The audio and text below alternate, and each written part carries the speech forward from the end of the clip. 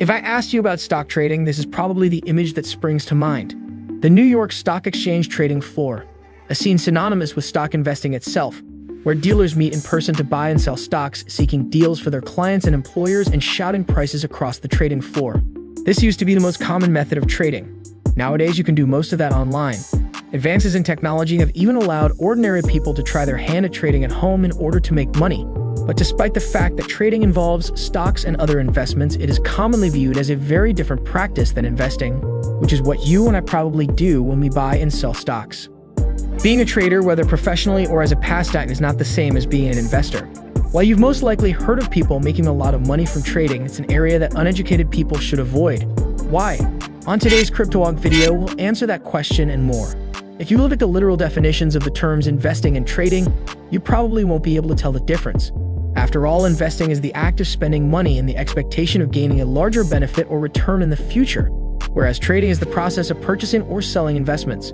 There is no technical distinction determining what counts as trading and what counts as investing, but the terms are frequently used to refer to two quite different techniques to producing money from investments. An investor is someone who invests money in something in the hopes of profiting from the asset's growth over time.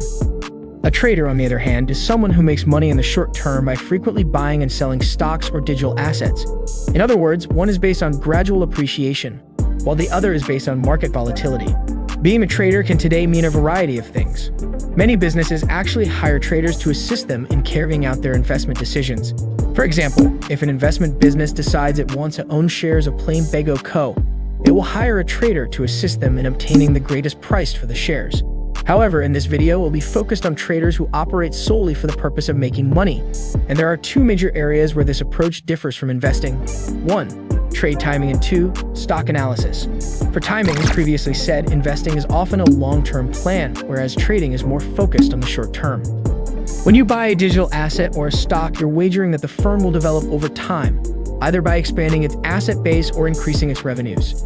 You can buy in a stock for as short as you wish, but in general, you'll want to sell the stock at 2, 15, or even in 20 years from the moment you first buy it. The price of a stock can change on a daily basis, and some investors try to capitalize on this by purchasing when the stock's price is unusually low. However, once the purchase is done, the emphasis shifts to long-term movement rather than short-term movement. Volatility trading, on the other hand, is a quick and more intense approach. It entails purchasing and selling investments to capitalize on short-term price changes.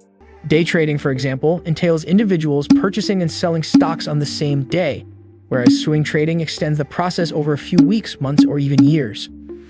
There are additional trading cells as well, although they all have quite limited timeframes. Because traders submit far more trades than investors and frequently cycle through many more positions, they can make buys and sells in a couple of seconds. However, selling anything soon after purchasing it does not automatically make you a trader. So let us go to the second point of distinction: analysis. To comprehend how traders and investors see a company and its stock price, we must first define the difference between a stock's price and its intrinsic worth. The stock price theoretically just reflects the number of buyers and sellers trading that stock at that point in time. And past the stock price, there is some intrinsic value to that stock, a true worth that only an omniscient creature would know. Over time, the stock price should track closely to this intrinsic value, as buys and sells take place in known corporate information. But human variables such as fear or greed may cause a stock's price to depart from its actual worth from time to time. People approach this knowledge in two ways in the realm of investment. Passive investors disregard short-term changes in stock prices and focus solely on rising intrinsic value, knowing that even if they purchase an overvalued stock, they will benefit in the long run as the market as a whole grows. Instead, active investors attempt to assess a stock's intrinsic value in order to purchase the stock for less than it is worth, allowing them to profit not only from the rise in intrinsic value, but also from the return of the price to its intrinsic level. Although these two methodologies differ, they are both based on the intrinsic value of a stock increasing over time. Traders, on the other hand, are just concerned with the stock price. There is no attempt to determine the inherent value of their equities, and many traders purchase and sell stocks without even knowing what the firm does, hoping solely to profit from short-term price movements or trends. As a result, traders frequently concentrate their analysis on technical indicators. These are metrics and gauges that exclusively consider past pricing information to assist traders in determining whether a growing trend or pattern exists, so that they can benefit from it. When you think of a professional trader sitting in front of 4 screens buying and selling stocks, you think of graphs and charts. Some traders do use qualitative information into their research. but it is usually intended to capitalize on a short-term shift that they anticipate. In the value of the stock, for example, if a trader learns that a company will be making an announcement tomorrow, they may decide to buy the stock in the hope that the announcement will be favorable, resulting in a rise in the stock price. In either instance, traders typically merely pay attention to fragments of a company's information rather than attempting to gain a comprehensive grasp of the firm's operations. These are the key distinctions between trading and investing. It necessitates a totally different attitude, operates in a highly fast-paced competitive setting, and some would even argue that it necessitates some bluffing. This was especially true when traders used to discuss the stocks they wish to buy and sell in person. Even today, dealers frequently try to conceal their genuine intentions when submitting an order. After all, if you can persuade other traders that you don't want to buy anything, you might be able to obtain it cheaper. All of this, like anything else, can make trading a very appealing exercise for young investors. I mean, it has it all.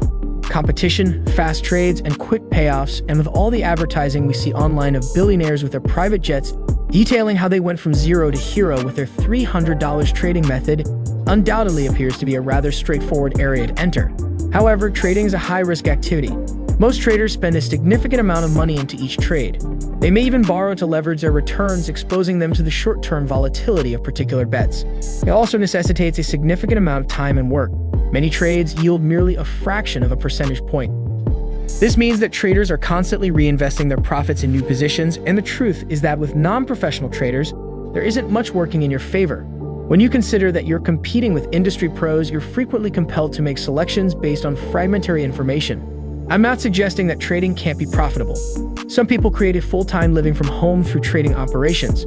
Trading is similar to playing poker. You can be extremely excellent at it, and some people can make a livelihood from it.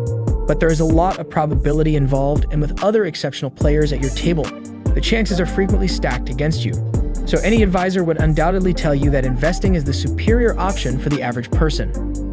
You are more likely to benefit from the overall expansion of the economy and stock market.